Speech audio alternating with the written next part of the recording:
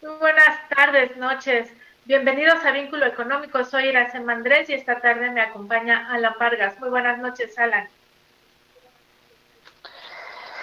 Muy buenas noches, Iracema. Buenas noches a todos los que nos escuchan y quédense con nosotros. Va a ser un buen programa y sobre todo porque vamos a ver un poco de lo que está sucediendo sobre un semáforo rojo que no es rojo. Yo creo que estamos pasando por una situación bastante complicada, pero bueno, ya lo abordaremos más adelante. Es correcto. Pues sí, esto es Vínculo Económico. Hablamos de economía y finanzas, esperando que todo lo que damos a conocer y el análisis les sirva para tomar mejores decisiones de inversión. Efectivamente, la semana pasada hubo muchas noticias. Ya entrando en diciembre es algo que regularmente empieza a bajar la información. Sin embargo, estas semanas, pues no, han sido de muchas noticias. Más adelante vamos a platicar efectivamente de lo que ha pasado en relación a COVID, las vacunas y por supuesto los semáforos rojos, principalmente para México. Vamos a hacer una entrevista con el contador Martín Rodríguez para hablar de la situación de las empresas en México y qué es lo que deben de hacer para prepararse para la reapertura, si es que cerraron sus puertas y si no han cerrado, pues deben de estar en alerta de cómo viene la economía y qué es lo que deben de hacer. Así que no se despegue del programa porque pues tenemos temas que nos interesan a todos. Y para empezar, vamos a platicar del Banco de México, porque la semana pasada, bueno, creo que fue miércoles o jueves en la tarde noche cuando se dio a conocer que el Senado aprobó reformas a la ley del Banco de México sobre la captación de divisas. Bueno, y eso se volvió, pero un una ola de información y comentarios en redes sociales respecto a que si esto está bien, está mal, si daña al país o si le quita la autonomía a la banca central. Así es que de esto, con este tema vamos a empezar con las reformas a la ley del Banco de México. ¿Qué te pareció, Alan, los comentarios respecto a las reformas a la ley del Banco de México? Pues yo me quedé sin palabras, la verdad. Yo no es la primera vez que este personaje llamado Ricardo Monreal propone un disparate de tal magnitud, pero yo creo que ahorita sí, creo que ha sido el peor de todo lo que ha propuesto, porque pues quiere decir que no tiene ni mínima idea de lo que es la política monetaria, ¿no? De lo que es un banco central y de cuál es su función, su finalidad. El Banco Central no es una institución de adorno, ni es un banco comercial, ni nada por el estilo. Es una institución que tiene su razón de ser, que como digo, es el encargado de ejecutar la política monetaria y para ello se dota de bastantes instrumentos, ¿no? Y el fin último de la política monetaria es, pues, controlar la estabilidad de precios, ¿no? Proteger al máximo de sus capacidades el poder adquisitivo de la moneda. Quizá este debate se pueda trasladar a una corriente ideológica, ¿no? Porque sepa uno o no de política monetaria, existen pues diferentes corrientes que hablan pues, o que están en contra del protagonismo del monetarismo como tal, ¿no? De esta cuestión de la inflación como fenómeno monetario, que es el principal precepto de la corriente monetarista. Pero lo que sí es cierto es que los activos del Banco de México, la base monetaria, las reservas internacionales, todos los activos y pasivos que tiene el banco, insisto, tienen una razón de ser y esta cuestión de la captación de divisas para poderlas trasladar al Banco de México y que en cierto modo atañen a las reservas internacionales, pues es una falta de, es una, perdón, es el desconocimiento de la propia ley del banco, ¿no? Entonces, yo creo que es una cuestión grave. También pienso que aquí viene a entrar un poco, además de lo ideológico, si uno está de acuerdo con el monetarismo o no, también está en boga el debate de qué tanta autonomía tiene el banco, ¿no? La semana pasada tú bien apuntabas que el banco es autónomo, pero necesita un respaldo que lo esté jalando, ¿no? Más o menos, que es el gobierno. si bien es cierto en su junta de gobierno, en sus decisiones, en lo que en el accionar del banco es autónomo, al final depende del gobierno y de las disposiciones que tenga, ¿no? Sin embargo, también, si mal no recuerdo, la semana pasada ponías el caso de la UNAM, ¿no? Pero en el caso de la UNAM, pues es incluso hasta diferente, ¿no? Porque el gobierno no se mete con la designación del rector, por ejemplo, ¿no? O sea, la UNAM tiene total autonomía para poder asignar a sus directivos, a poder asignar los planes de estudio, a poder asignar la el cómo cobra las colegiaturas, si es que las cobra o no las cobra, etcétera, ¿no? O sea, toda la capacidad operativa y lo que hace la UNAM en el caso de esta institución es netamente autónomo. Claro, va a haber discusiones en este aspecto que pudieran salir a flote de que quizá haya corrupción y demás. Eso no lo estoy discutiendo. Simplemente estoy poniendo a la par las dos instituciones y ver que la UNAM como tal sí, en el papel no carece de autonomía, tanto en su ejecución como en las decisiones de los líderes que la conforman, ¿no? Y en el caso de Banco de México es distinto, porque por ejemplo el gobernador, los subgobernadores, la Junta de Gobierno son propuestas del Ejecutivo Federal, ¿no? Para empezar. Quizá dentro del actuar de la Junta de Gobierno ya las posturas son diversas, son diferentes e incluso pueden estar en contraposición de la opinión federal, eso es cierto también, pero de que existe ahí una cuasi autonomía, eso para mí yo creo que es algo que no debe de estar o de que no debe de quedar como alguna duda, ¿no? Entonces yo no sé, acabo de ver en el Financiero que el Congreso dio, pues, no lo metió en la agenda de esta semana, esta discusión de la reforma a la ley de Banco de México. Parece que la discusión va a ser hasta el próximo año, pero de todos modos sí es una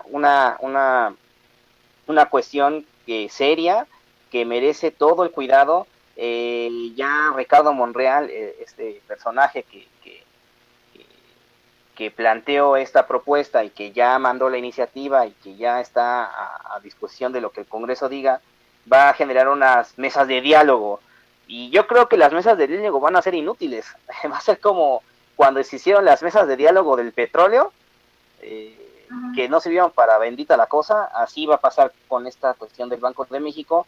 Yo creo que la pelota está en la cancha del Congreso y pues esperemos a ver qué sucede, si todo marcha como se está observando el próximo año, ¿no?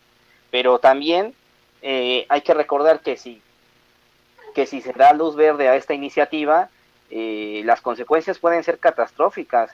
Quizá estoy exagerando un poco con la palabra, pero ya venimos viendo que el país está teniendo una crisis de confianza y si esta iniciativa se, se, se, se cristaliza y se aprueba, pues yo creo que esa crisis de confianza se va a hacer más grave, ¿no? Entonces, y pues al final de cuentas eso va a repercutir en lo que en las relaciones internacionales de índole financiera del país, ¿no? Llámese calificación soberana, por ejemplo.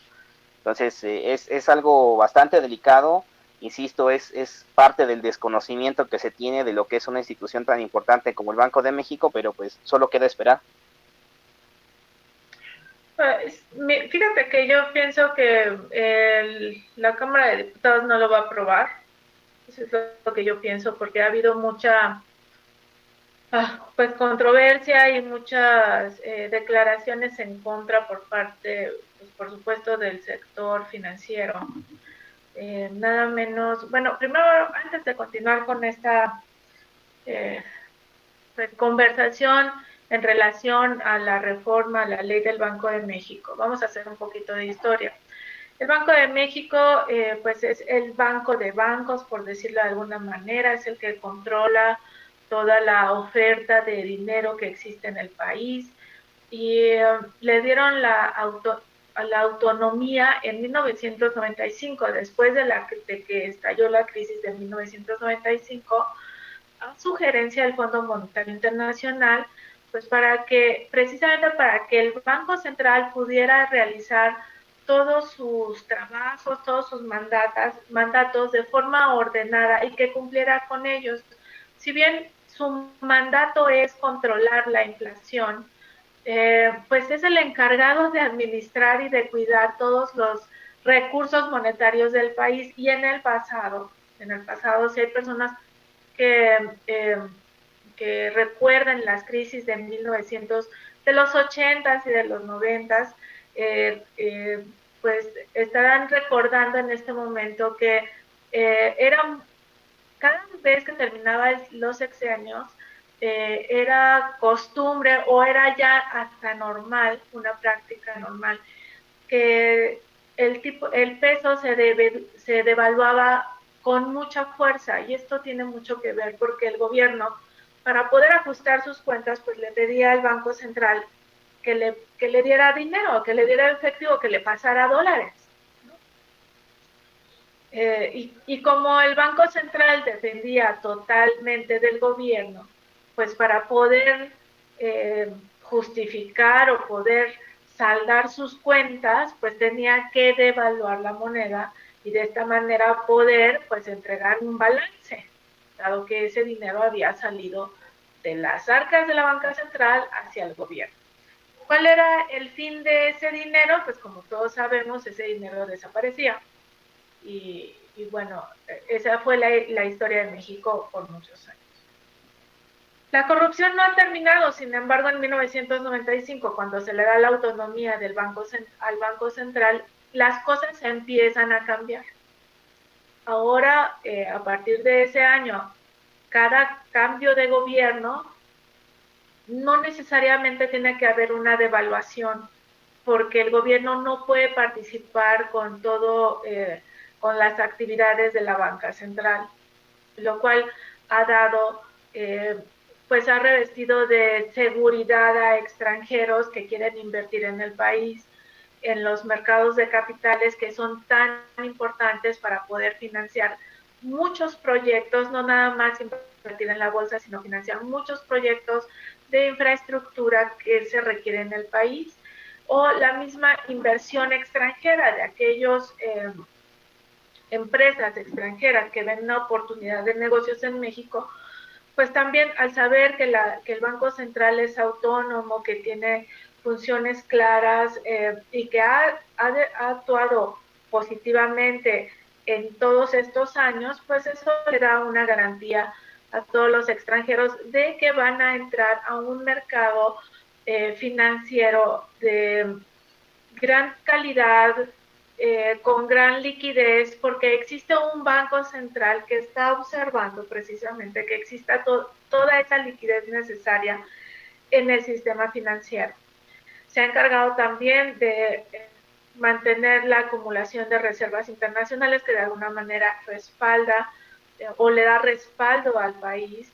Y todos esos detalles y actuación del Banco Central ha sido positivo en todos estos años a partir de su autonomía.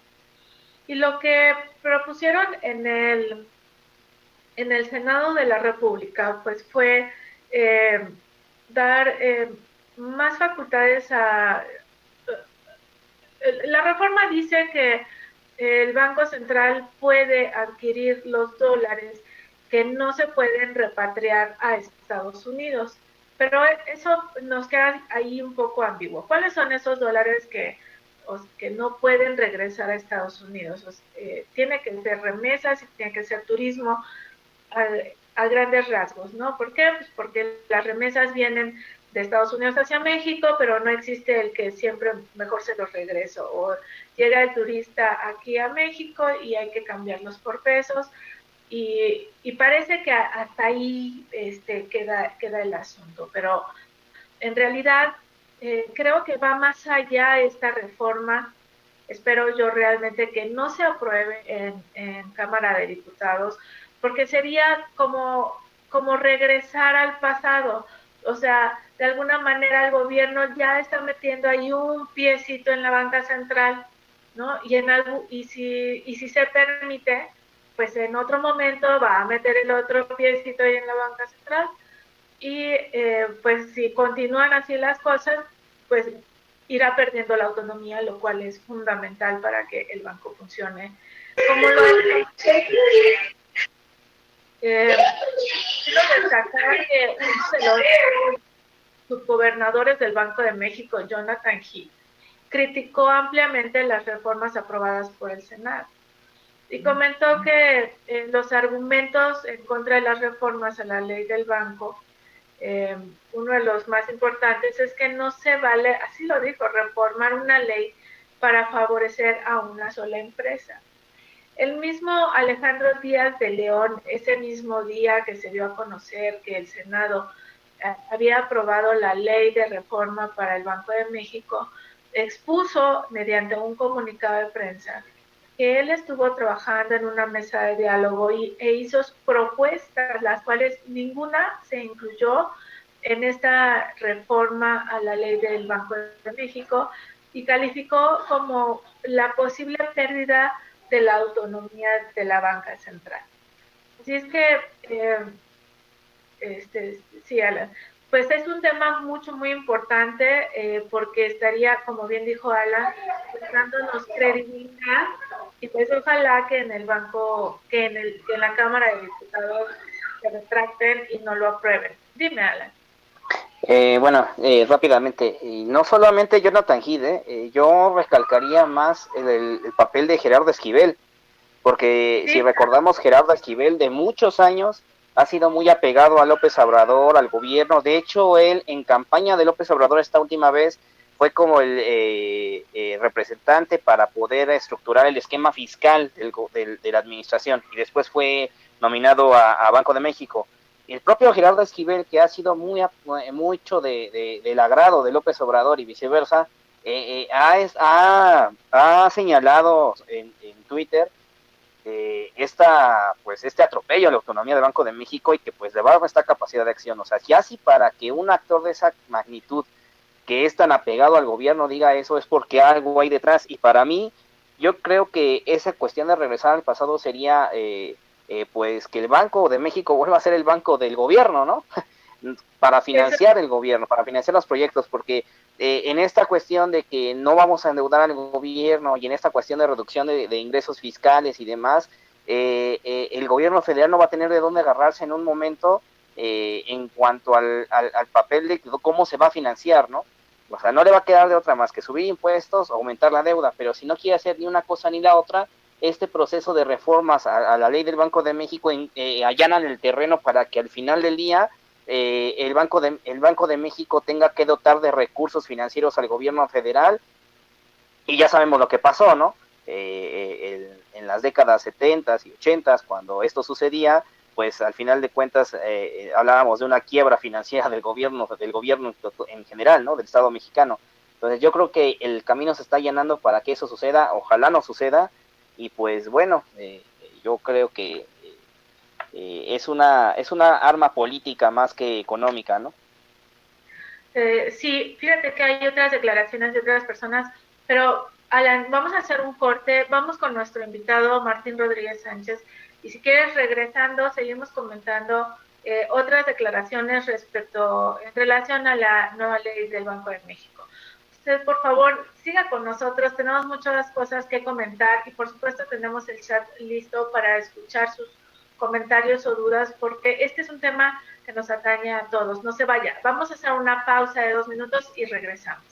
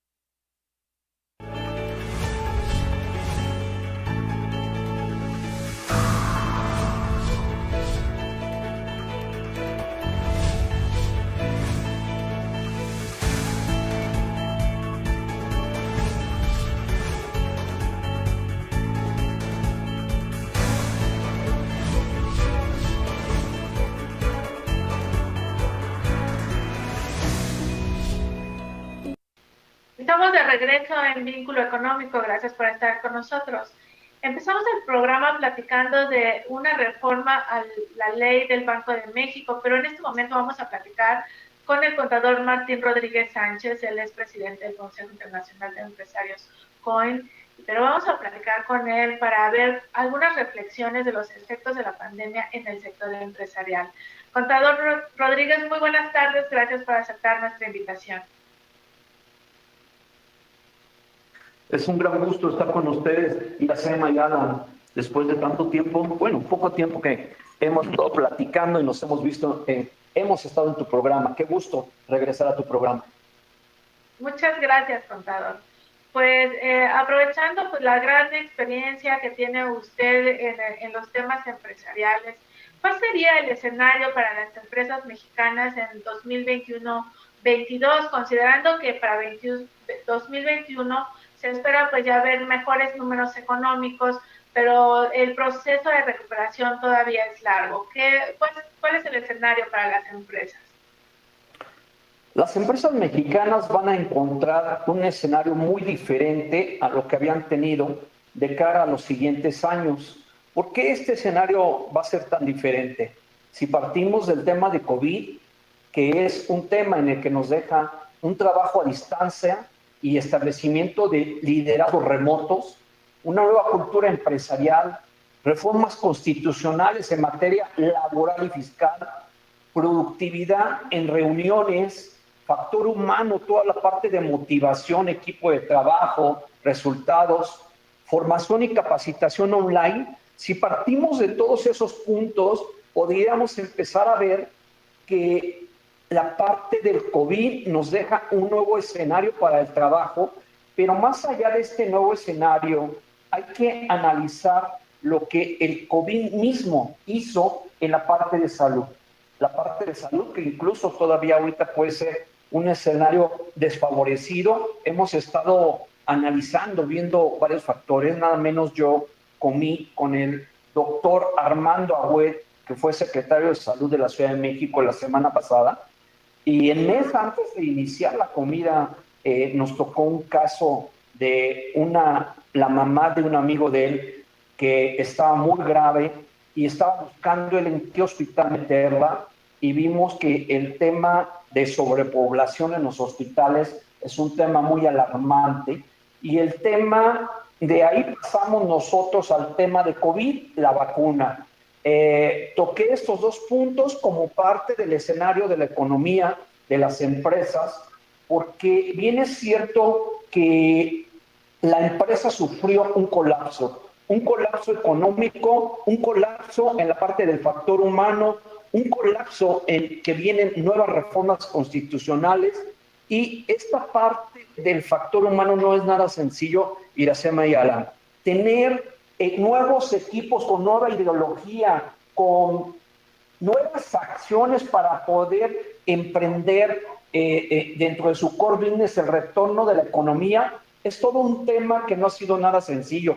Yo hoy lo comento y lo he dicho en varios programas, que los empresarios que yo he visto, que son demasiados en todo este tiempo, son empresarios con los cuales yo he compartido decir, el trabajo que hoy hacen es 10 veces mínimo mayor que el que antes se hacía para obtener esos ingresos, mantener esos empleados, poder pagar los impuestos, sus gastos fijos y variables. Hoy verdaderamente con estas acciones 10 veces mayores tienen una problemática de tener el 60%, si no es que menos, de ingresos, y poder mantener en este momento sus gastos fijos y variables. Entonces, estos escenarios y la parte de salud como la que estoy hablando ahorita de los hospitales que me dijo el doctor Agüed, incluso platicando de lo mismo de la vacuna que nos da a nosotros en este momento una idea o una ideología de decir que ya nos va a dar un aliciente para poder salir adelante económicamente, es todo un tema. La vacuna en el tema de logística, de enfriamiento, de aplicación, de traslado, es todo un tema que va a tener que vivir en este momento la ciudad.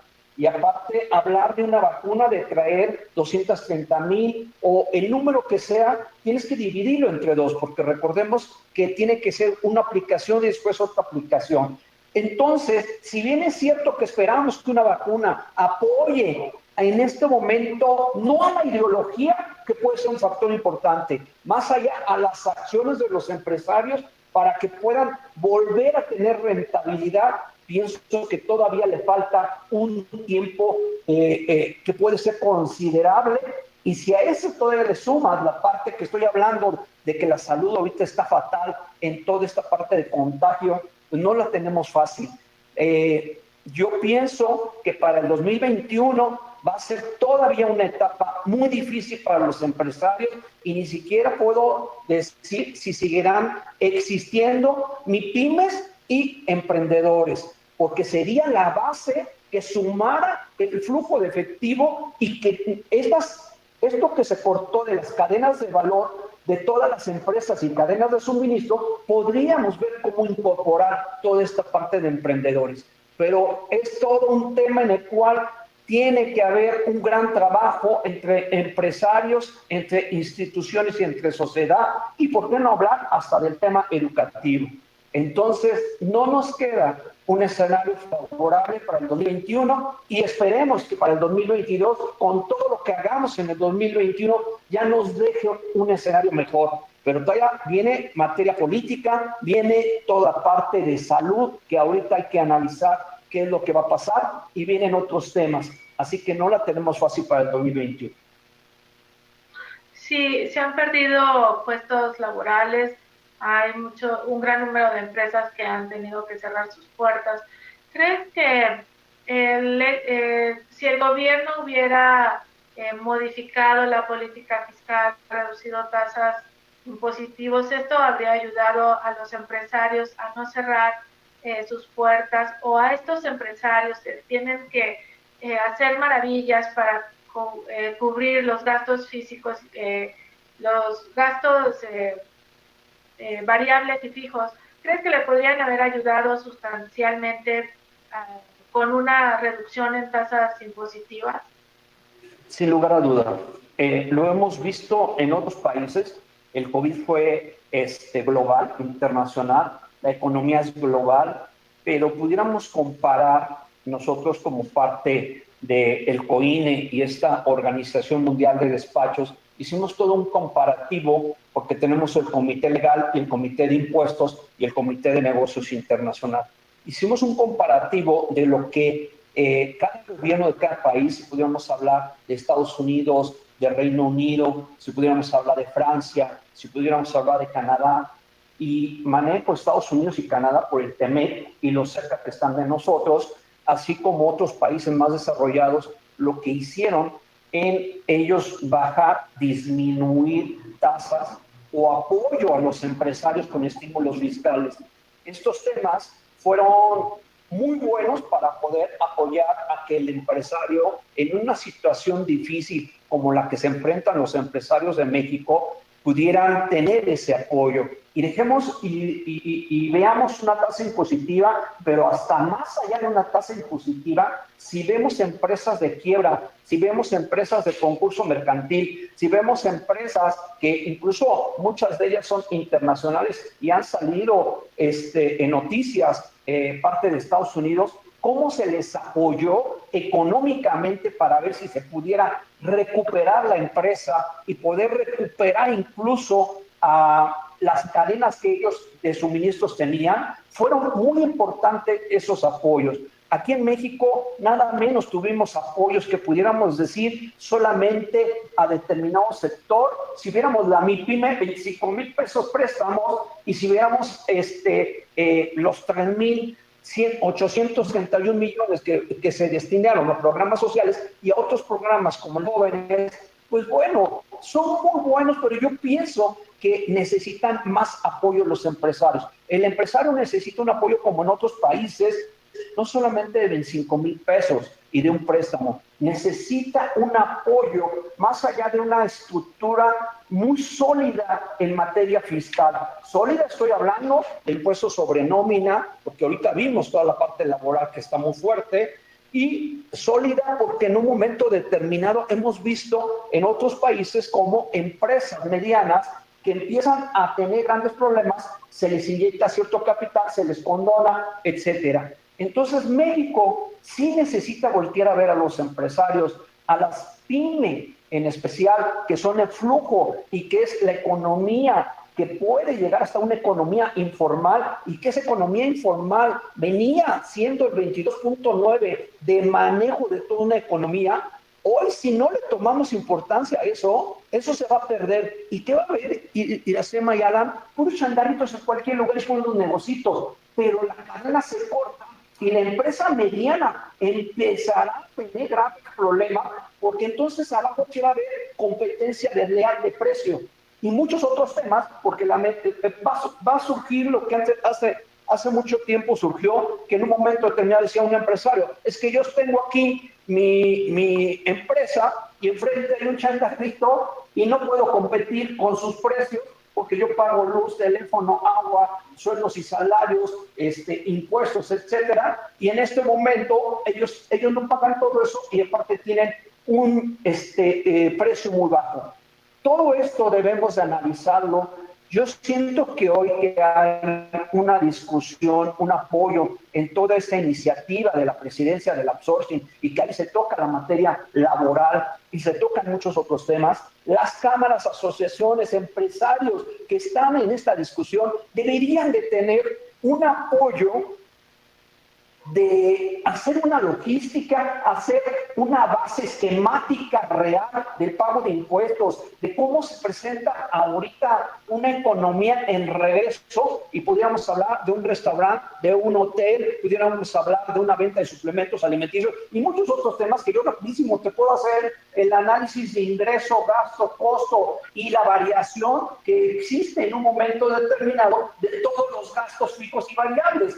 Nada menos yo diría, oye, la Secretaría de Hacienda tiene un modelo que se llama el modelo de negocio y sabe completamente cuál es el ingreso y gasto de cualquier área, sector, sabe cómo esas redes van creciendo para tener un gasto real y no tener una facturación o corrupción como se le llama. Es por eso que ellos, si no hay una iniciativa, bueno, pues entonces pongámonos a analizar completamente como profesionistas, contadores, abogados, financieros, cómo pudiéramos concretar realmente números con exactitud y poder hablar de la realidad, de decir si la empresa en este momento podrá pagar más sueldos y salarios, mantener rentas, mantener costo y pagar los impuestos. Eso es una realidad y son temas que yo he dicho. No es que los empresarios se vayan a enfrentar a querer no pagar impuestos, es que los empresarios necesitamos que las instituciones estén abiertas a poder ir a platicar y que en este momento podamos tener grandes diálogos para poder ver el pago de impuestos y el crecimiento de la empresa o la quiebra de la empresa. Yo he visto varias empresas que de verdad es tan difícil decir cómo están los empresarios en enojo, en situaciones de desesperación, en situaciones de ver cómo se está perdiendo su patrimonio. Es todo un tema que yo hace poquito vi una cadena de restaurantes muy importantes de México y nada menos sucedió algo muy fuerte con el empresario por el cierre de uno de sus lugares y esta parte de la verificación. Y platicaba yo con él y le decía, ¿qué sientes? Y me dice, todo lo que hice y a cómo llegó el problema tan grande, quiero que me entiendas. Primero, estoy peleando por tener 6 millones de pesos ahorita para poderle dar aguinaldo a 1,800 empleados. ¿Y sabes cuánto les voy a dar? Y de esto se me está cerrando y estamos cerrando también a las 7 de la noche. Y vienen y hacen este tipo de situaciones. Dice, ¿tú qué piensas que debo de hacer? Vi una desesperación de un empresario que quiere sacar adelante a todas sus empresas y que en ese momento le entró la desesperación. Así como eso va a empezar a pasar en otros factores. Yo por eso hago un llamado de verdad a las instituciones para decir, los empresarios están dispuestos, pero no hay que llevarlos al extremo. El extremo puede ser fatal en desempleo. El empleo puede ser fatal en decir vendo todo y que en este momento lleguen grandes empresas de otros países y que compren y que ellos le encuentren el cómo. Sí, puede ser tan importante porque es un gran momento de encontrar el cómo, pero te aseguro que si ellos pueden seguir con la ideología de decir, quiero participar, quiero ver las oportunidades, te aseguro que va a ser un momento para poder traer a esas otras personas. Yo lo volví a ver ese empresario y le dije, ¿cómo vas? Y me dijo, Martín, me gustaría muchísimo un cabildeo de orden político. Me sentí tan desesperado que, ojo, Iracema entró a los separos. Y en los separos, porque defendió que no cerraran su lugar, en los separos, en este momento, nada de salud. Me comentó todo lo que pasó adentro y me dice, ¿saben lo que sentí estando adentro? Que salía, y como está ahorita lo de la pandemia, que definitivamente yo iba a tener COVID afuera, tanto que me había cuidado y que había cuidado a mi familia. Entonces, ¿ahora qué va a pasar? Y le dije, con todo este suceso, ¿qué estarías dispuesto a hacer?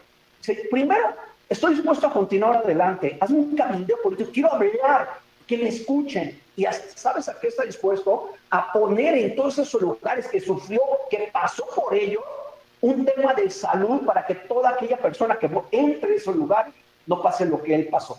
Entonces son temas muy, muy sensibles, tocando desde el tema fiscal, desde el tema de inversión, desde el tema de que la autoridad ponga atención a todo lo que está pasando.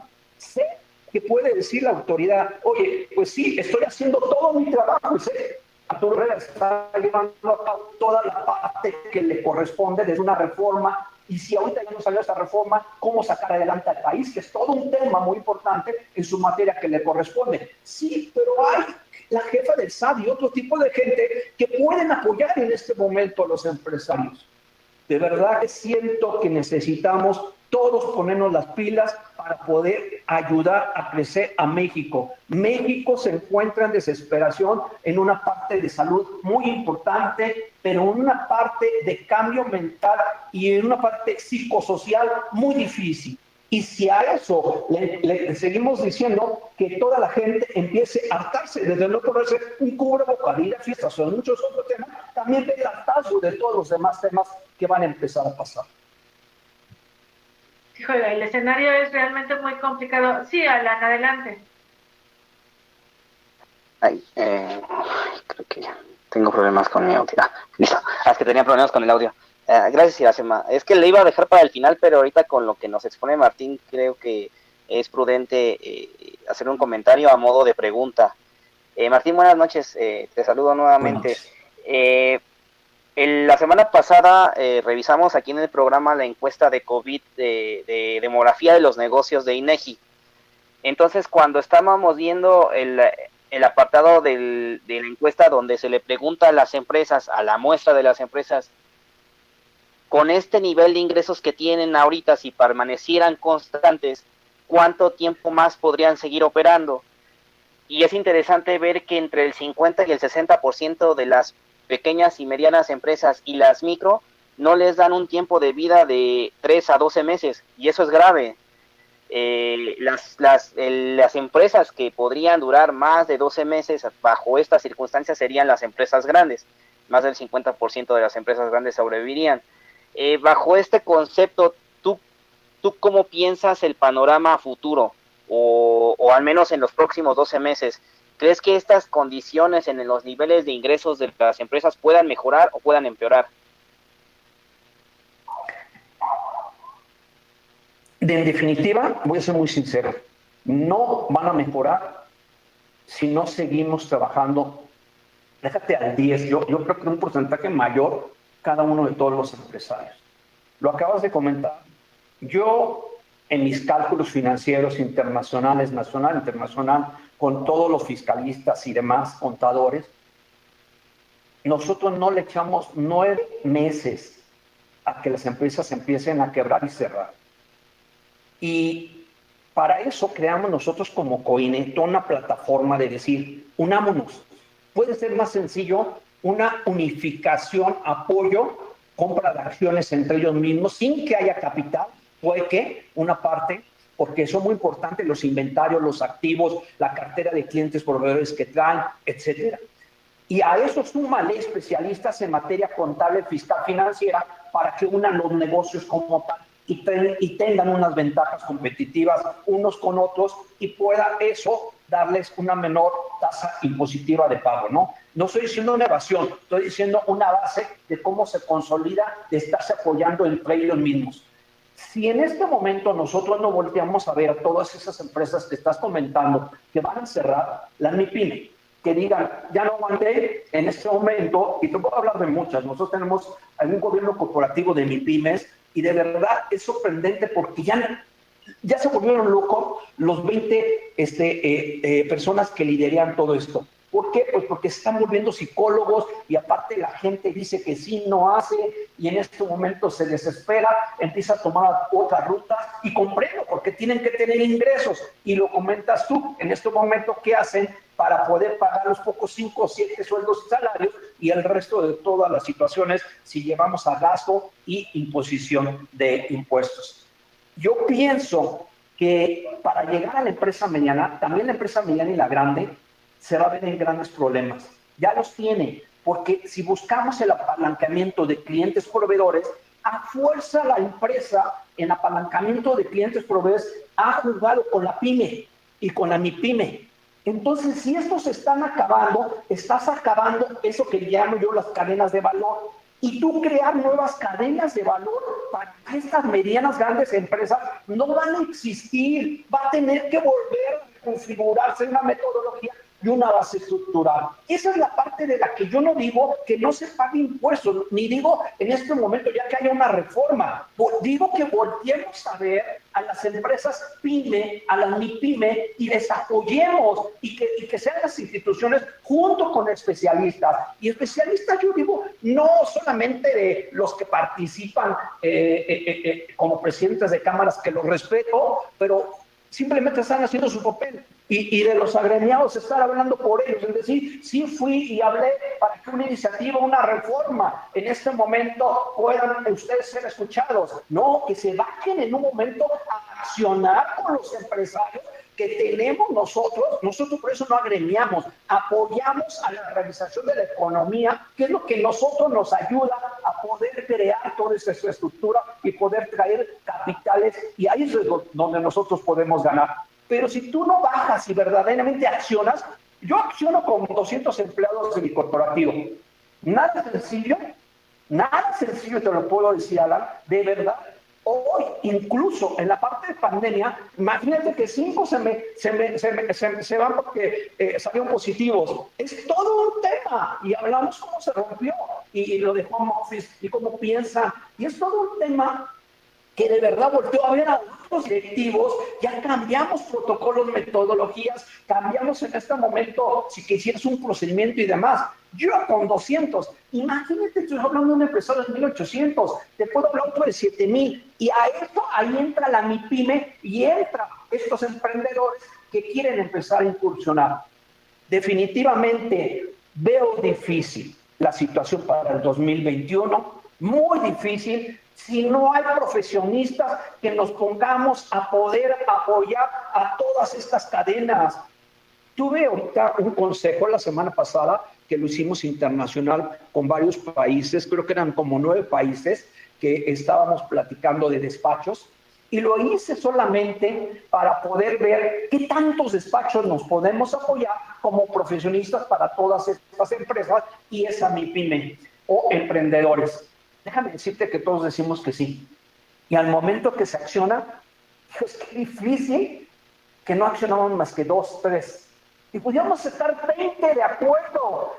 Pero ¿qué pasa? Y lo vuelvo a decir, lo he dicho muchas veces, pues los intereses no se conjugan, las prioridades son diferentes. En este momento, como todo cambio, imagínate que ya estamos por cerrar y concretar tuyo, y ahorita pasa el COVID que está pasando para mucha gente, y entonces ya se rompió todos nuestros acuerdos, ya no se lograron. Entonces ahorita estamos trabajando al 200% porque la materia de salud es una materia que nos está dejando ahorita un gran aprendizaje, pero lo principal es que igual, y si no actuamos con protocolos o apegados a la ley en materia de salud, no sé qué nos puede pasar a nosotros mismos. Entonces a eso la gente tendrá pensamiento para poder ayudar en este momento a la pyme, mi pyme, te aseguro que no. Tenemos que encontrar el cómo. Y de verdad, para eso están las instituciones. Nada menos, bueno, pues yo te voy a decir, ahorita el cambio de la Secretaría de Economía, yo tuve mucha ayuda de la Subsecretaría de Economía.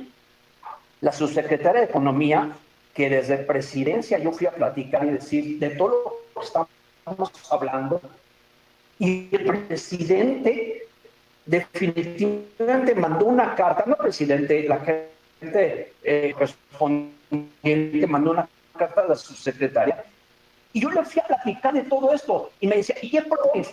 Te propongo que me dejes trabajar, platicar con la Secretaría de Trabajo, con la Secretaría de Hacienda, con la Secretaría en este momento de Agro, etcétera, pero que ya llevemos los negocios como lo estoy diciendo. ¿Por qué no conjugamos una cadena de valor? Yo conjugué restaurantes,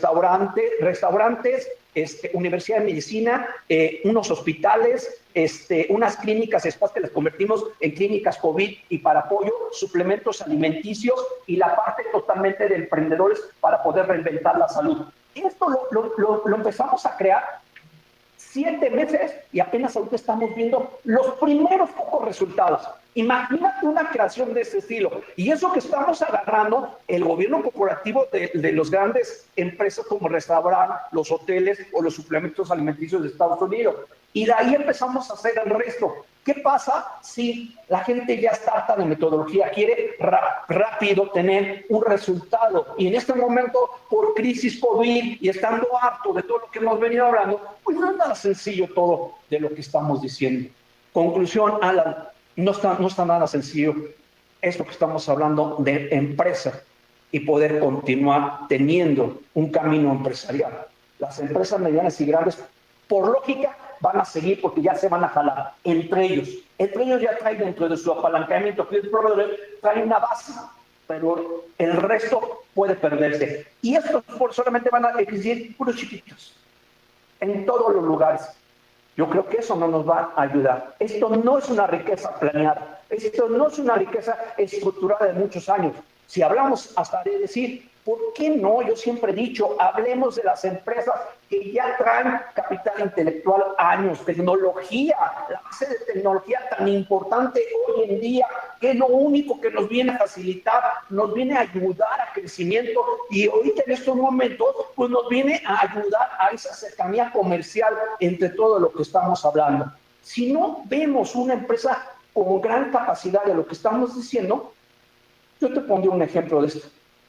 Traer una empresa con logística para poder ver el tema de la vacuna.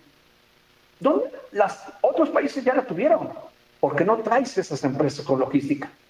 Pero al traer una empresa con logística, ¿qué pasará con las de México? Es todo un tema que no se ve atrás de él. Y lo que hacen, en este caso, yo admiro lo que está haciendo el canciller Marcelo Ebrard. ¿Por qué? Porque ha estado cerca de lo que está viniendo haciendo. Pero al momento que llegue, se necesita mucho más allá. Y volvemos a caer en la empresa y podemos a caer en lo que es en este momento el empleado, lo que es la inversión, lo que es el activo, que está en este momento muy endeble. Pues el escenario sí, como lo mencionas, es difícil para todos, empezando por el sector salud, que mientras no se recupere, pues no podremos regresar a la normalidad y eso nos afecta a todos. Antes de que te vayas, te manda a saludar Nancy Medina, Carlos González, Tomás Rodarte, Beatriz Rivera, que hacen comentarios referente a la conversación que tuvimos esta tarde. y bueno, y te mandan muchos saludos. Pues difícil la Saludos. situación para el sector empresarial, pero yo sé que tú haces mucho por llegar a esos acuerdos y te felicito. Y además, muchísimas gracias por habernos acompañado pues esta tarde.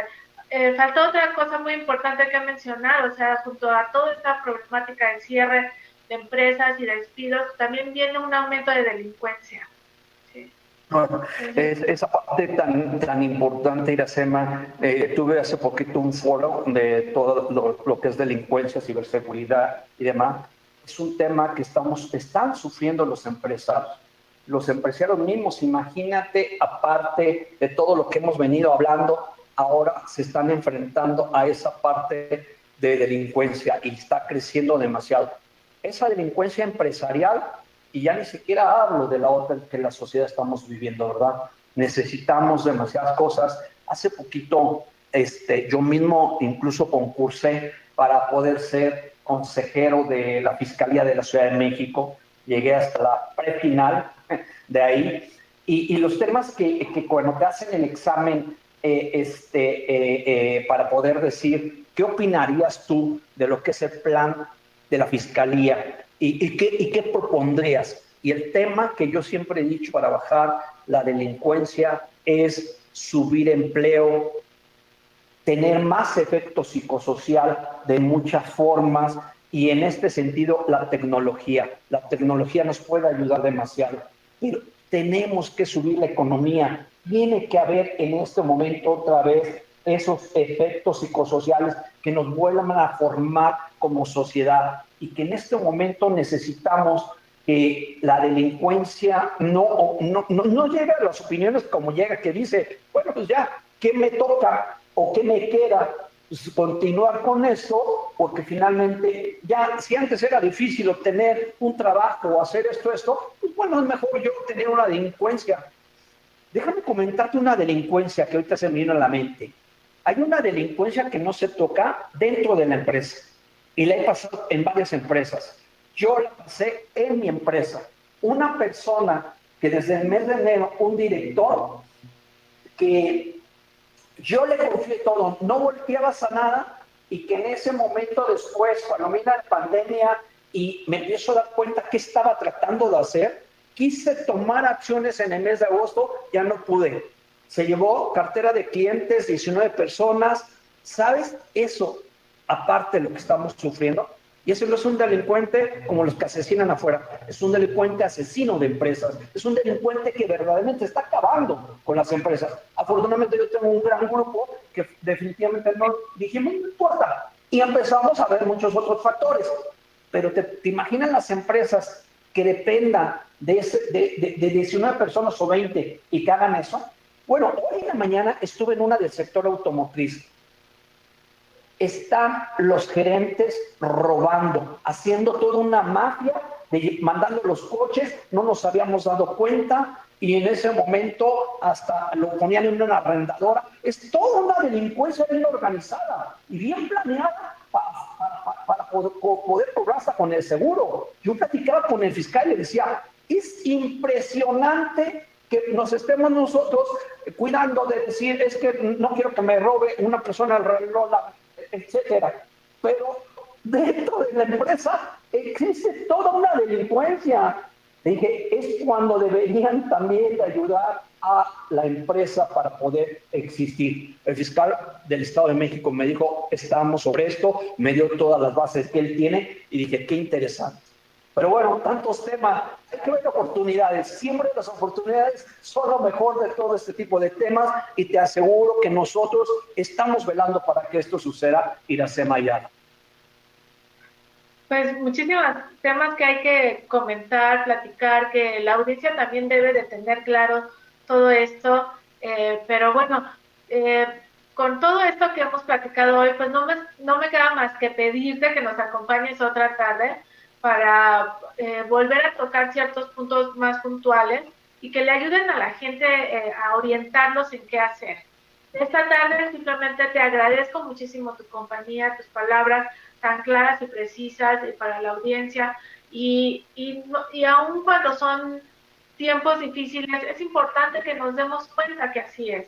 para poder tomar acciones correctas y poder mejorar, porque no es un tema fácil, es un tema muy complicado, muy difícil no para un sector del país, sino para todos, y la recuperación pues va a tardar. Exactamente, estoy de acuerdo contigo. Imagínate todo el grupo de directivos de mi corporativo, a los cuales les mando un agradecimiento al equipo de comunicación, porque nos hacemos la prueba cada mes, 2 meses. Están conmigo, estamos trabajando con esto. Aquí hay muchos empresarios, también hay muchos empleados. Por toda esta gente pido que las instituciones volteen a apoyarnos. Y también pido a la sociedad porque nos apoye para que todos juntos podamos sacar adelante la empresa, economía y seguir teniendo empleo. Es correcto. Pues muchísimas gracias, Martín. Te mando un abrazo muy fuerte y esperamos verte muy pronto en este espacio. Gracias a ti, Irisema. Gracias, Alan. Les mando un gran abrazo. Y si no nos vemos para Navidad, feliz Navidad. Muchas gracias, igualmente. Felices fiestas. Hasta luego. Hasta luego. Pues de un empresario muy experimentado, escucharon ustedes pues que el escenario para 2021-22 sigue siendo complicado para México y todos sus habitantes. Alan, permíteme saludar y leer todas las preguntas en el chat. Nancy Medina, no es posible que el SAT no pueda dar plazos en estos momentos tan difíciles. ¿Qué sabes, Alan, respecto al SAT? Yo tengo entendido que... No, de hecho, al menos lo que yo puedo decir es que la actividad fiscal es una actividad esencial. Los procesos de cobro pues siguen estando vivos, y pues el problema no es tanto para las empresas evasoras, porque al final del día quizás si el argumento o el discurso federal, el foco está en ellas, también la importancia de las empresas que están al corriente con sus impuestos, pero como dice Martín, ¿no? Que la están pasando mal y que no existe un apoyo sólido para ellas, ¿no? Que no es cuestión de que evadan impuestos, sino es cuestión de que se les apoye para poder salir adelante. Yo tengo, bueno, y esta cuestión de los impuestos no solamente es cuestión meramente formal de SAT, ¿no? También existen otro tipo de impuestos hormiga, si me permites llamarlo así. Por ejemplo, tengo una anécdota de un changarrito. Cuando regresé a trabajar a la oficina, yo me fui en marzo y regresé en julio, si mal no recuerdo. Entonces, a la hora de la comida voy con un changarrito a comer, y me comentaba el dueño del changarrito, es que ¿sabes qué? Pues la estamos pasando mal, no hay ventas, no hay gente, y aparte el gobierno, como es un puesto, digamos, informal, el gobierno les cobra una cuota de suelo por usar el espacio público. Entonces dice esta persona, o al momento lo decía, el gobierno no nos ayudó, el gobierno nos siguió cobrando la cuota de uso de suelo durante la pandemia, y pues estamos agarrados del alambre porque no sabemos qué hacer. Estamos tratando de que llegue la gente para poder tener lana y pues poder pagar lo que nos piden, ¿no? Entonces yo creo que la facilidad o la empatía del gobierno para poder no solamente en este caso, sino en muchos otros, poder ir de la mano con la empresa para no tener un esquema fiscal o esquema impositivo, en este caso tan rudo, es el que faltó en todos estos meses de pandemia, y yo creo que seguirá siendo la misma tendencia, ¿no? Yo creo que en ese caso la autoridad fiscal, el gobierno, está haciendo las cosas como si no pasara nada, ¿no? Como si todo fuera una cuestión normal, cuando sabemos que es una crisis sui generis, y es una crisis que pues está pegando a todas las empresas, tanto pequeñas, medianas, micros, changarritos informales, y no se ve un panorama claro de lo que pueda suceder en materia fiscal para las empresas que no tienen ingresos, ¿no? Y esto va aparejado con lo que estábamos hablando con Martín, ¿no? La mortandad de las empresas, mejor dicho. O sea, tenemos un lapso de 3 a 12 meses, según INEGI, en que las pequeñas y medianas empresas van a quebrar, y pues Martín nos decía que a partir de los 9 meses va a empezar el colapso si las condiciones siguen igual. Y eso estamos viéndolo en un contexto en el cual hay cierta recuperación. entre comillas, ¿no? Pero si llega a empeorar la situación, este proceso de mortandad de empresas se va a acelerar. Entonces, las consecuencias, como tú bien lo dices, son inseguridad pública y aumento de la informalidad, ¿no? Derivado del desempleo. Entonces, yo creo que el gobierno tiene que ponerse bien las pilas, o sea, tendría que, en vez de estar discutiendo la autonomía de Banco de México, tendría que estar discutiendo un plan integral de ingresos o incluso de endeudamiento público para poder sanear empresas, para poder sanear familias y para poder tratar de mover esta maquinita que es la economía, ¿no? Si bien es cierto que ya hay planes para vacunas COVID y eso es plausible porque tampoco, no todo es malo, pero como bien decía Martín, ¿qué va a pasar con la logística cuando lleguen las vacunas? En Estados Unidos ya se está empezando a vacunar, en Gran Bretaña ya se están empezando a vacunar. Entonces, aquí, ¿cómo va a empezar a hacer el proceso de logística? Ya te debes de tener un plan para ver cómo va la penetración de la vacuna aparejado a la cuestión fiscal de las empresas, ¿no? Pero pues yo no veo ninguna acción y pues eso puede generar una crisis estructural, ya no coyuntural, estructural, más fuerte y que nos pueda dejar un atraso aún mayor en cuanto a la ruta que llevamos en este sistema económico, ¿no? Sí, totalmente de acuerdo, Alan. Creo que con esto, con tu comentario, le contestamos una pregunta a Gerardo Alcántara, que preguntó qué pasa con los mercados informales. Bueno, si te refieres a los negocios, pues estos van, bueno, quienes eran negocios formales, pues están pasando a la informalidad tratando de hacerse llegar de recursos, ¿no? Porque la situación es muy complicada, pero el ser humano pues sigue comiendo y de alguna manera tienes que buscar los ingresos. Y la otra es la delincuencia, ¿no? Es algo que nos golpea a toda la nación. Nancy, Mirna Aguirre nos manda saludos desde Monterrey. Muchísimas gracias, Mirna, por acompañarnos. Nancy Medina, no es posible que el SAT no pueda dar plazos, eso ya lo habíamos comentado. Carlos González desde Monterrey, ¿qué hacer para no cerrar las empresas? Pues comentaba Martín, pues que es una situación muy, muy complicada. Ponía el ejemplo de un empresario que está tratando de pagarle los aguinaldos a sus empleados, o sea, sin ventas, pues eso es muy loable y más cuando no existe el apoyo del gobierno.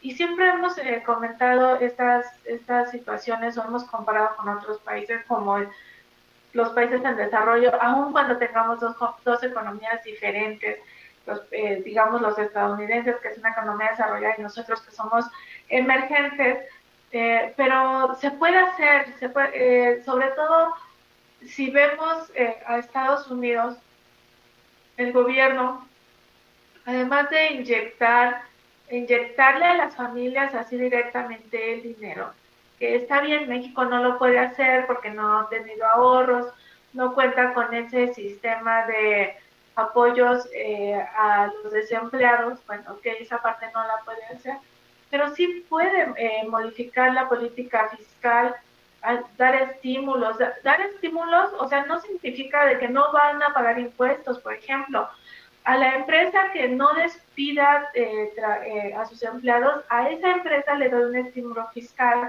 le reduzco la tasa impositiva. Y cuestiones así se pueden manejar para tratar de ayudar a las empresas que son finalmente quienes dan trabajo y poder pues aligerar un poco esta situación tan difícil que está atravesando el país.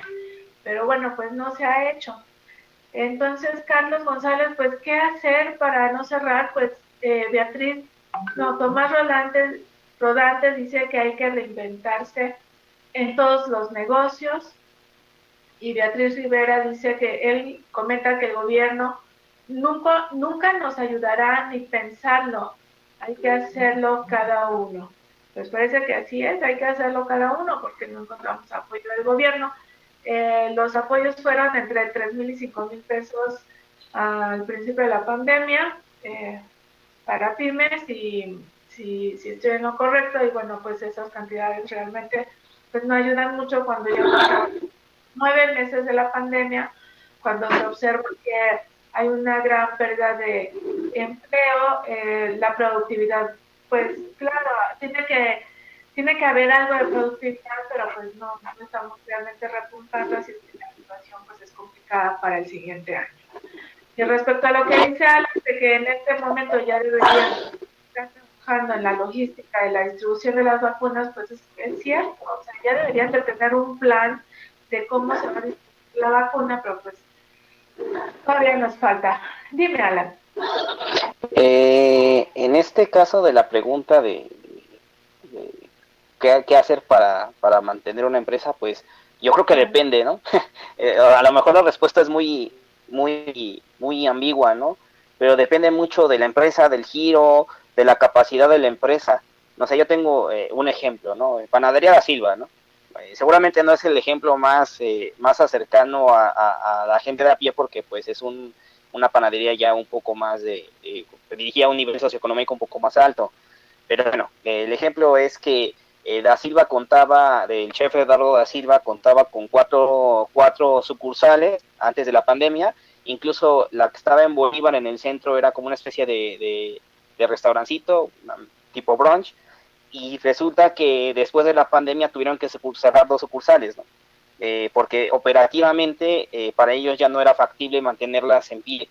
La empresa siguió, la empresa no desapareció, pero cerró dos sucursales, tiene menos empleados, sean los que sean, tiene menos empleados, y eso también sacrifica el otro lado, el otro extremo de esta cuerda, ¿no? O sea, por un lado tienes a los empresarios, pero por el otro lado tienes a los empleados. O sea, quizá las empresas no mueran, pero también del otro lado va a existir sí o sí una gran masa de trabajadores que van a tener que perder su trabajo porque operativamente a la empresa no le va a convenir tener tanta planta laboral trabajando, ¿no? Estando en operación. Entonces yo creo que es una situación difícil para los dos lados, ¿no? Tanto para los empleados como para los empresarios, y ahí es el punto donde debe de entrar el gobierno, ¿no?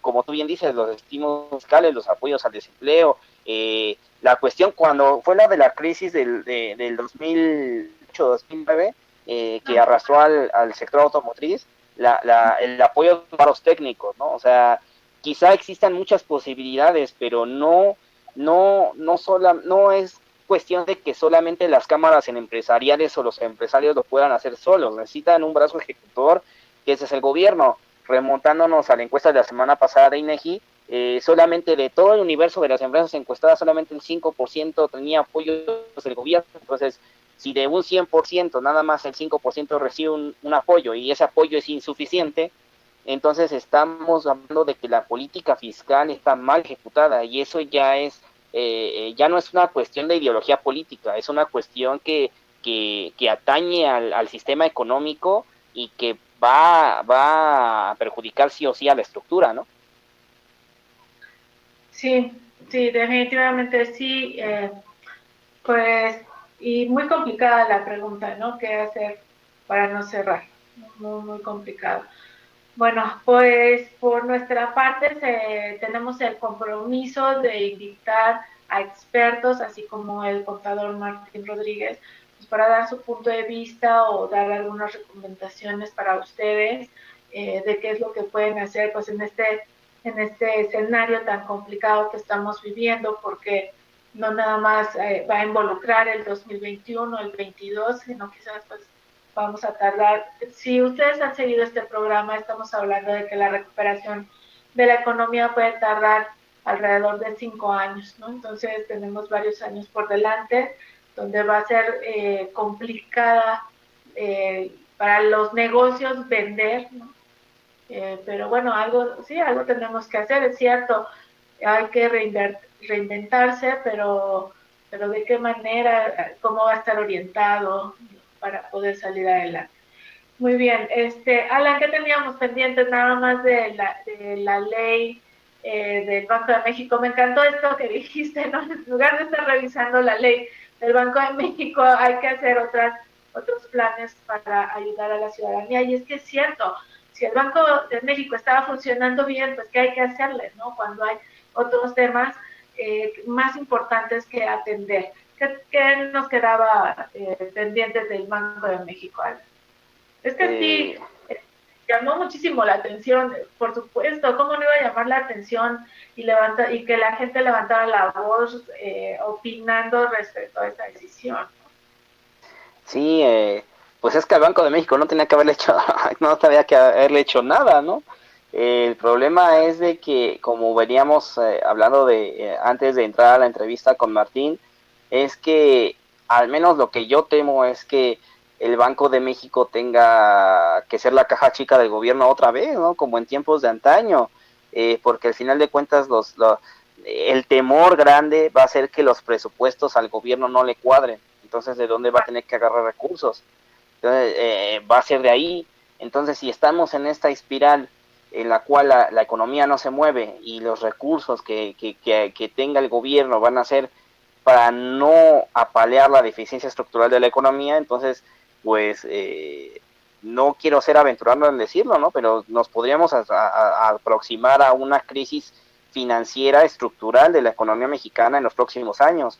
Eh, es que la cuestión de Banco de México es muy complicada porque atañe muchas cosas, ¿no? Atañe la política monetaria, atañe que dentro de ello es el control de precios, el dinero en circulación en poder del público, las reservas internacionales, la balanza de pagos.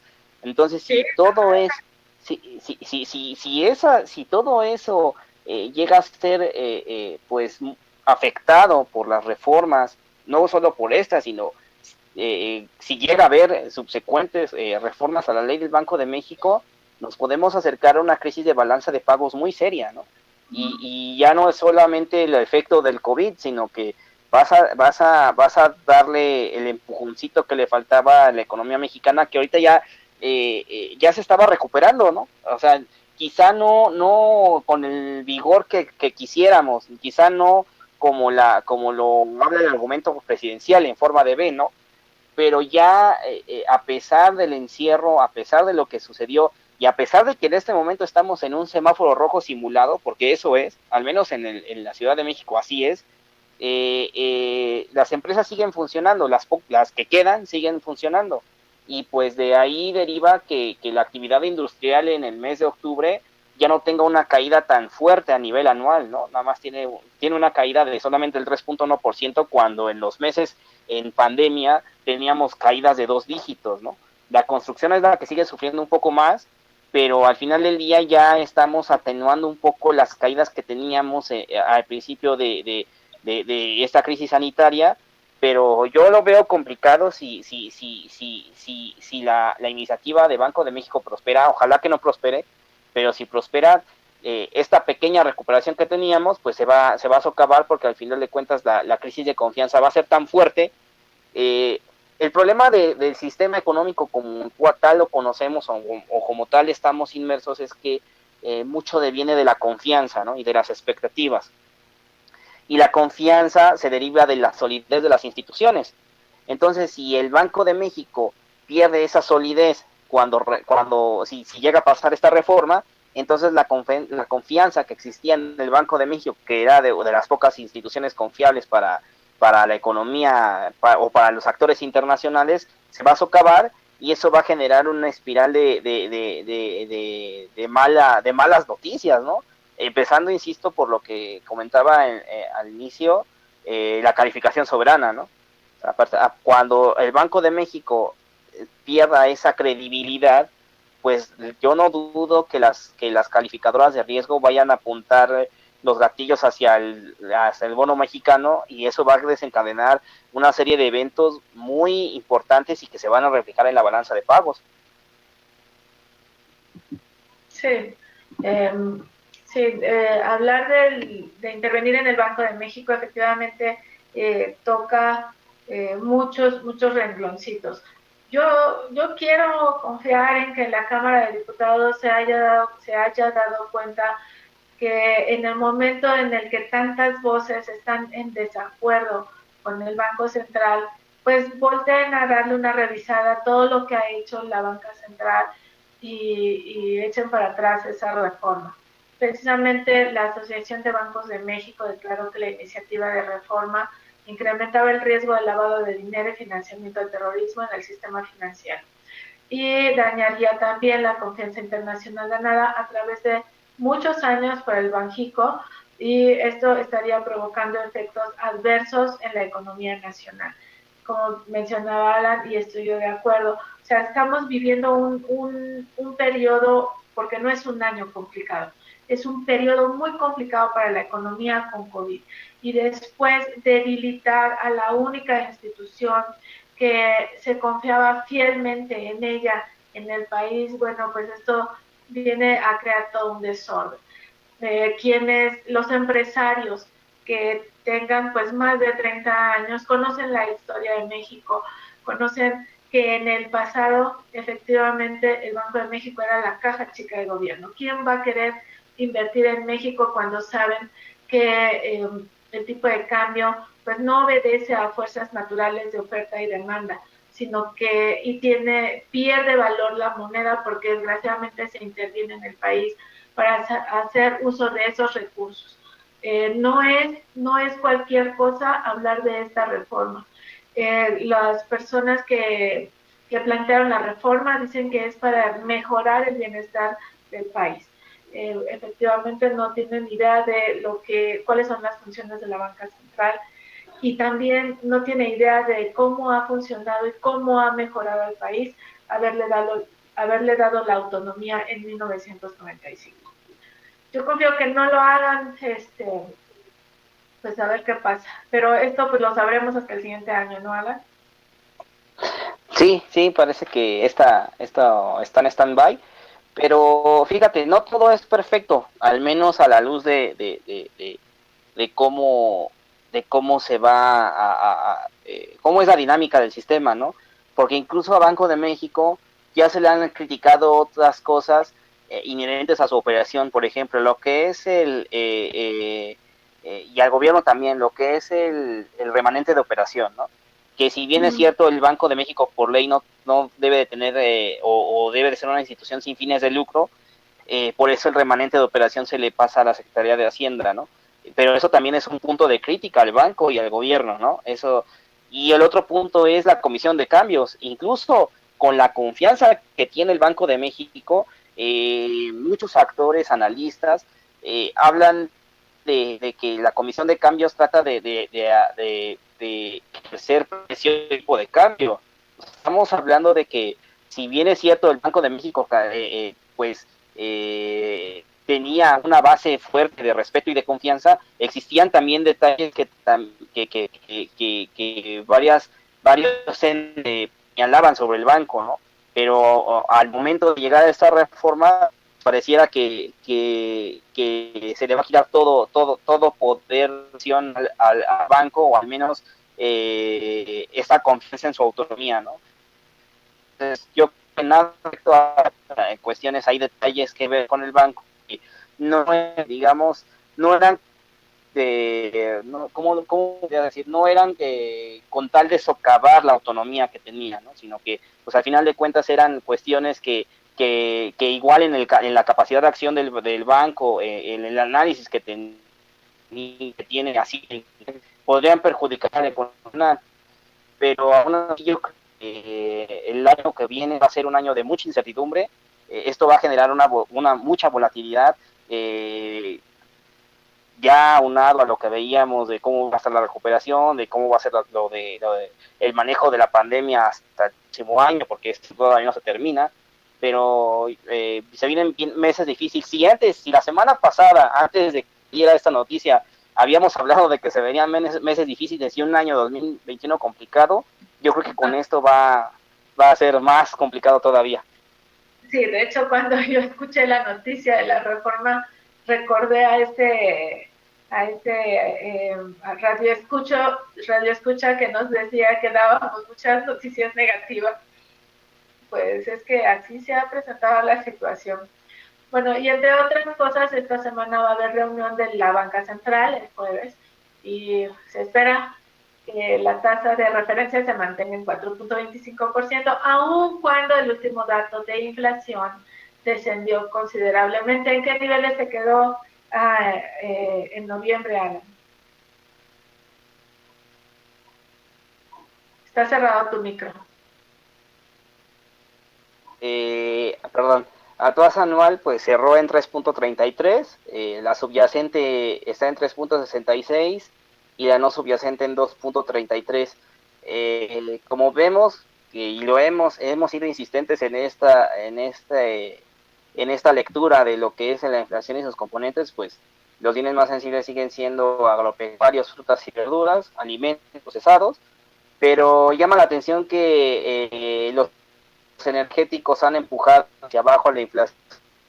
Yo no dudo que en el comunicado de política monetaria del jueves vuelvan a hablar de la inflación subyacente por encima de la general, uno, y dos, lo que Banjico, lo que INEGI señala sobre el efecto adverso de la inflación, o al efecto positivo, perdón, en la tasa de inflación, que es el Buen Fin.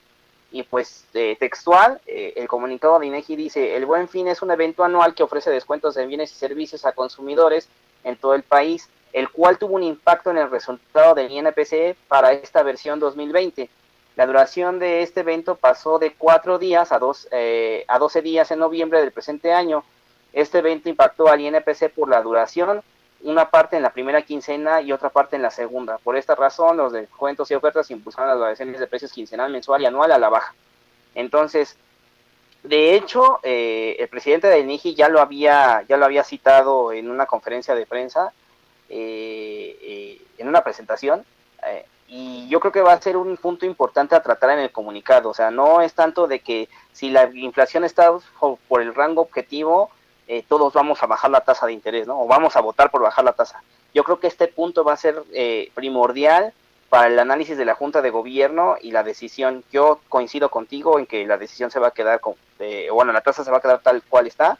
No sé si vaya a ser una decisión unánime, ahí sí no me aventuro a decirlo, pero yo creo que este punto va a ser importante en el análisis de la Junta de Gobierno. Sí, oye, Alan, ¿y qué te pareció el perfil de la nueva subgobernadora del Banco de México? Pues viene la tercera federación. Yo no lo veo con malos ojos, pero también lo veo con un poco de escepticismo. Al final del día, pues parece ser que es lo que comentábamos al principio, ¿no? Si bien es cierto que las designaciones del gobierno federal, al momento de estar dentro de la Junta de Gobierno y empezar a mostrar sus posturas, quizá ahí se ve la de la nueva propuesta subgobernador del Banco de México. Yo quiero mantenerme al margen en ese aspecto. Yo quisiera saber cuál va a ser su capacidad de acción cuando empiece su gestión y cuando empiecen a publicarse las minutas. Ahí es cuando va a verse un poco más del comportamiento, de su postura, pero al final del día yo creo que no va a cambiar de manera radical lo que está viniendo o lo que está haciendo en los últimos meses la Junta de Gobierno. Yo creo que va a ser conservadora la postura. Yo creo que va a seguir sobre la línea de los demás miembros de la Junta, y creo que va a ser expectante y va a ser, digamos que va a tener mucho énfasis en lo que vaya a pasar con la actividad económica. O sea, la Junta de Gobierno lo que nos ha mostrado en los comunicados de política monetaria, en las minutas, es que toman, mucho énfasis en lo que está pasando con la actividad económica. Entonces, quizá también la nueva propuesta o la nueva propuesta subgobernadora del Banco de México vaya ahí sobre esa misma tesitura, ¿no? Bueno, pues estamos hablando de Galia Borja Gómez, quien hasta la semana pasada encabezó la tesorería de la Federación, y estoy sacando aquí su currículum, y es licenciada en Matemáticas por la UNAM, cuenta con una maestría en Economía y Política Pública por el Tecnológico de Monterrey y maestría en Matemáticas Aplicadas por la Universidad Estatal de Nueva York. Creo que, bueno, desde mi punto de vista, no veo que tenga una carrera bancaria, ¿no? A diferencia de hasta hoy, todos los subgobernadores y gobernador del Banco Central han tenido una carrera bancaria, han tenido una carrera en el sector financiero, se han movido de Hacienda, de México, han estado de directores de alguna banca, o sea, han estado muy, muy empapados del sistema financiero. Aquí lo que yo veo es que le falta esa parte y claro, si ella piensa diferente y 4 de los subgobernadores traen una línea pues más prudente, bueno, pues ganará la línea más prudente que es la que conocemos, pero no, pues siento que no era la persona idónea para pertenecer a la Junta de Gobierno. Sí, a la línea.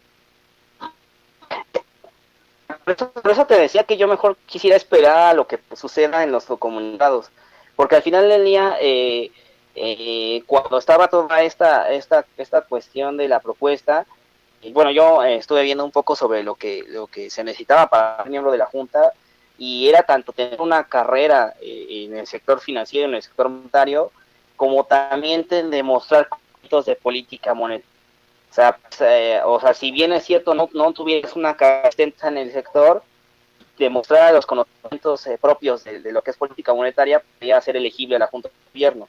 Y quizá cuando nosotros veamos las tripas, si se me permite decirlo así, de las minutas, nos vamos a dar cuenta si la persona tiene los conocimientos suficientes para formar parte de la Junta y tomar una decisión de política monetaria, porque al fin de cuentas, el tomar una decisión de política monetaria ataca a todos los actores de la economía nacional, no es una decisión que se tenga que al aire.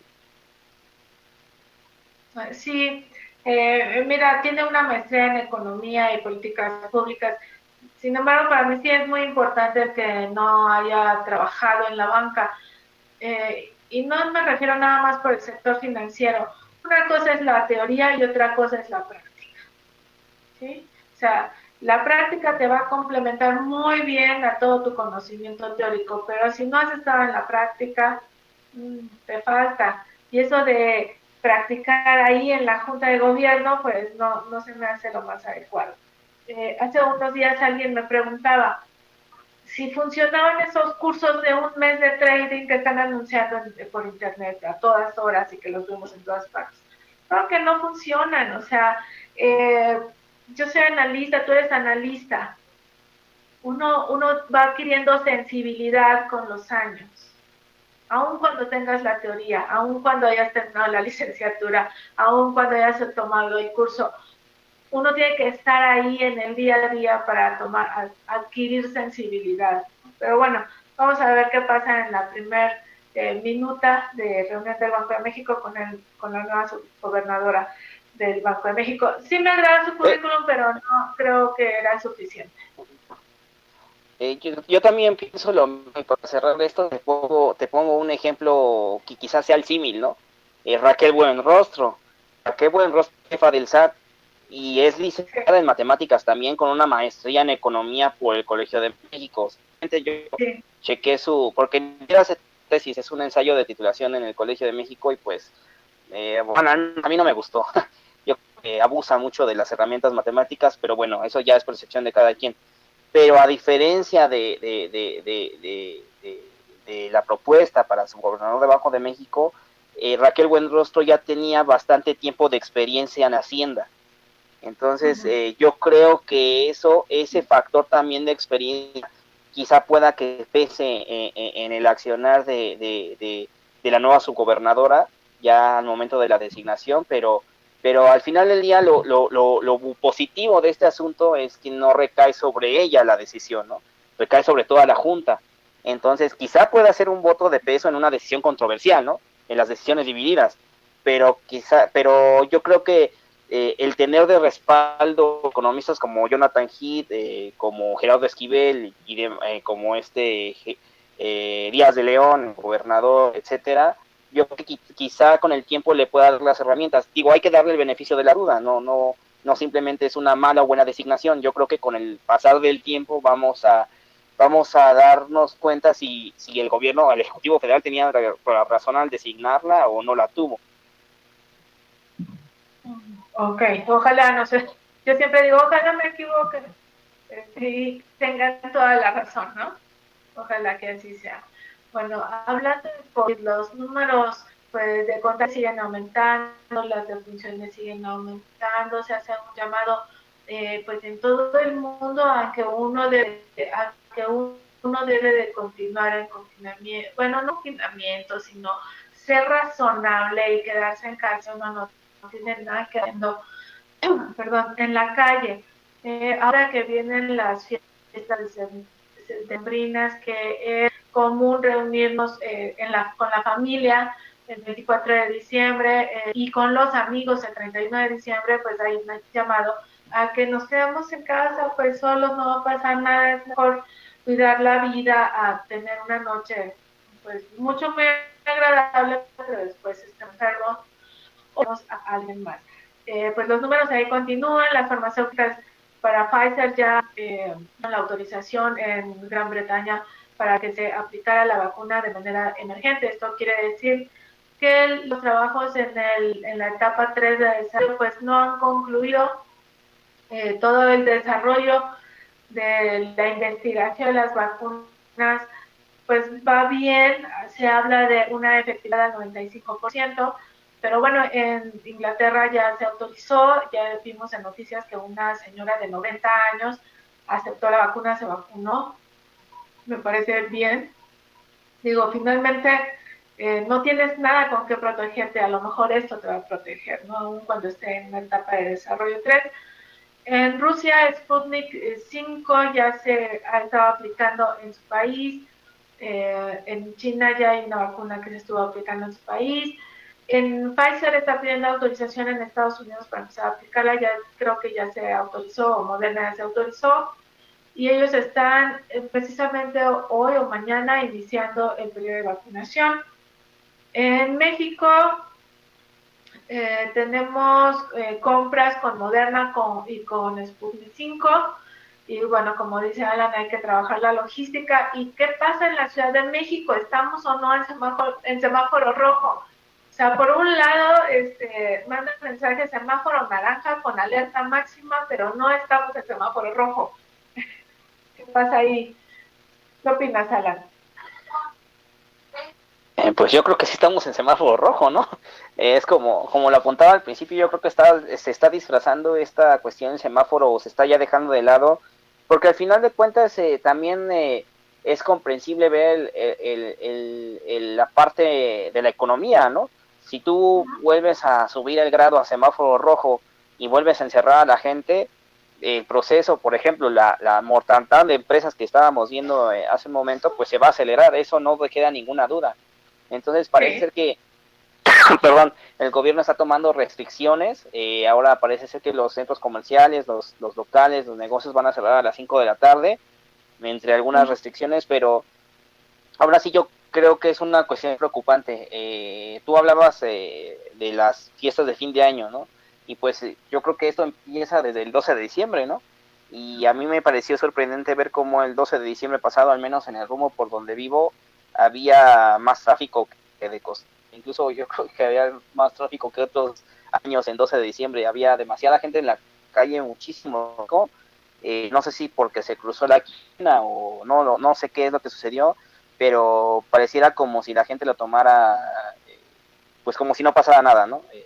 Es triste verlo porque no existen las medidas, las sanitarias, no hay distancia, y pues quizás sea imposible, ¿no? En ciertos aspectos, pero al final de cuentas, si hay actos como que no puedes controlar, pues sí, controlar tus salidas, tu lavado de manos y tu uso de cubrebocas, ¿no? Pero creo que ni siquiera eso, que es lo esencial, es lo que se está respetando, y no me parecía nada extraño que a partir del 12, las fiestas de año, las cifras de contagios y de muertes se puedan disparar.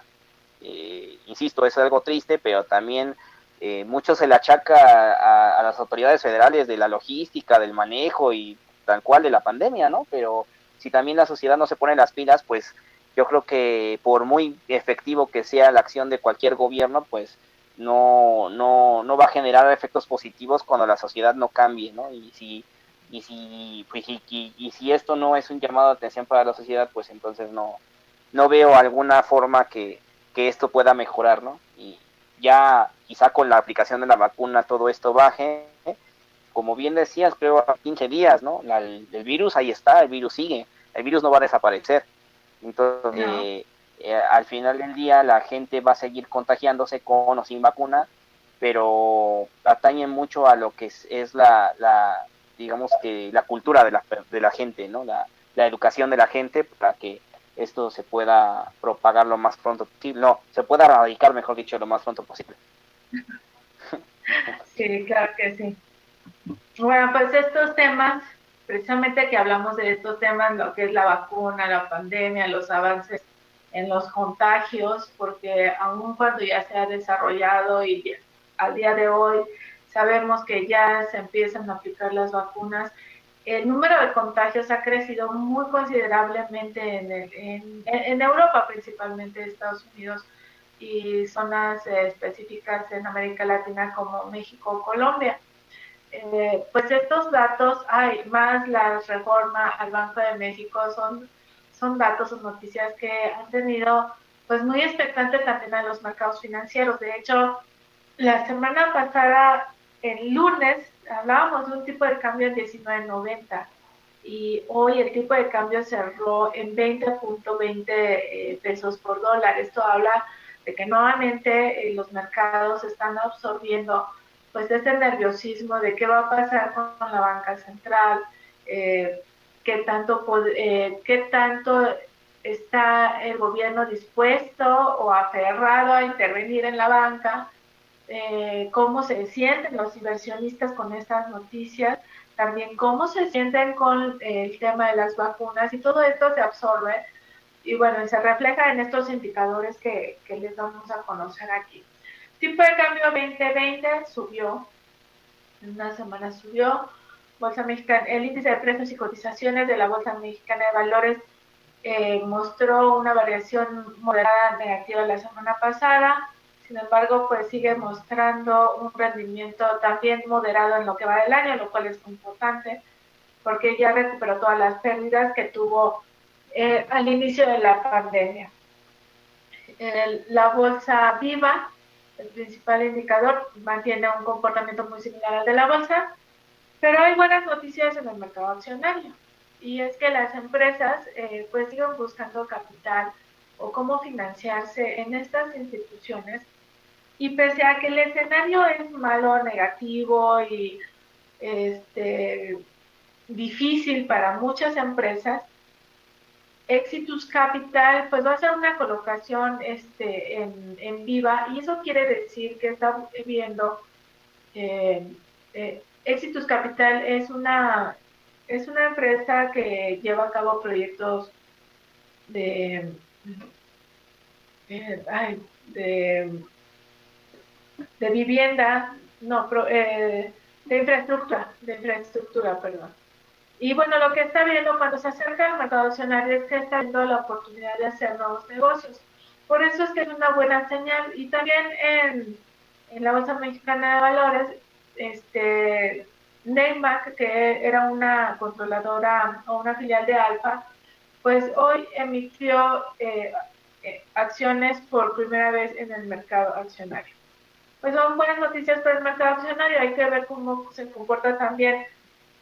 Las tasas de interés a largo plazo pues han bajado, lo cual es positivo, pero pues hay que ver cuál va a ser el comportamiento futuro. Y la otra parte en finanzas que hay que observar es qué va a pasar con los bancos, si ya van a dejar de ayudar a la gente ahora que se supone que ya está la vacuna, y ya van a suspender los apoyos para que puedas renegociar tu deuda, o si bajaron las tasas ya las van a subir otra vez, o qué es lo que va a pasar. Bueno, ese tema está pendiente, pero vamos a estar pendiente de qué es lo que pasa en la banca, pues para informárselo. Y bueno, pues así van las finanzas. Y ya casi nos vamos, Alan. ¿Qué nos traen de el lado amable de los deportes o de la cultura? Platícanos. Está cerrado tu micro, Alan. Perdón, otra vez.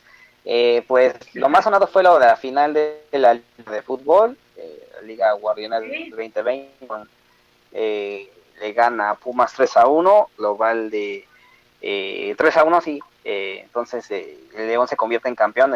Yo creo que fue el equipo más consistente de la temporada, fue líder general. Si mal no recuerdo, las liguillas empezaron en el invierno del 96, son 2006, 16, son casi 24 años de torneos cortos, 48 liguillas, 47, 48 liguillas. Apenas es el que resulta líder general de la competencia, si mal no recuerdo, creo que los anteriores fueron Toluca y América, y León. Chombliss es un técnico que ha madurado, que tiene un gran estilo de juego, grandes jugadores, incluso en Toluca no anotó nada, anotó 2 de los goles en la final.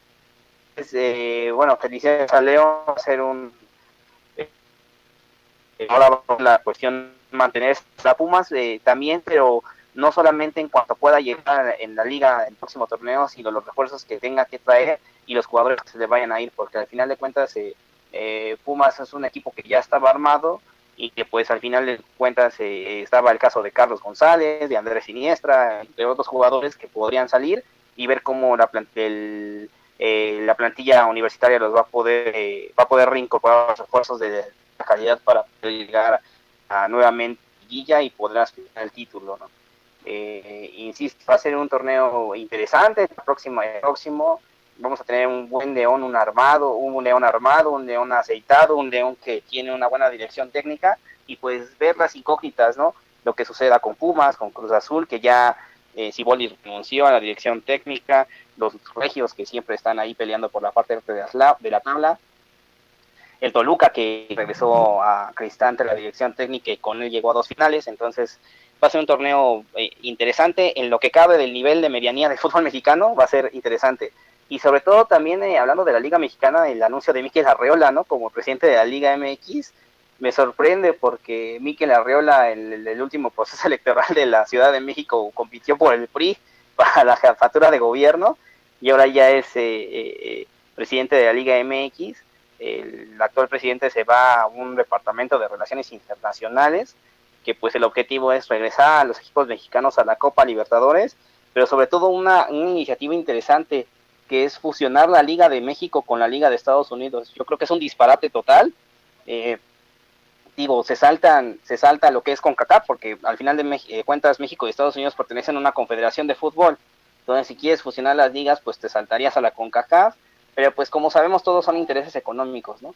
Al final del día yo insisto, es un disparate, pero esperemos que no prospere ahora iniciativa en el fútbol, porque sí sería, digamos, como que la sepultura al nivel competitivo de la liga, por menospreciar a Estados Unidos, pero al final del día, aunque traiga muchos jugadores estrellas, o que en su momento fueron estrellas en Europa y tengan buena base de jugadores, yo creo que no está todavía al nivel de la Liga Mexicana.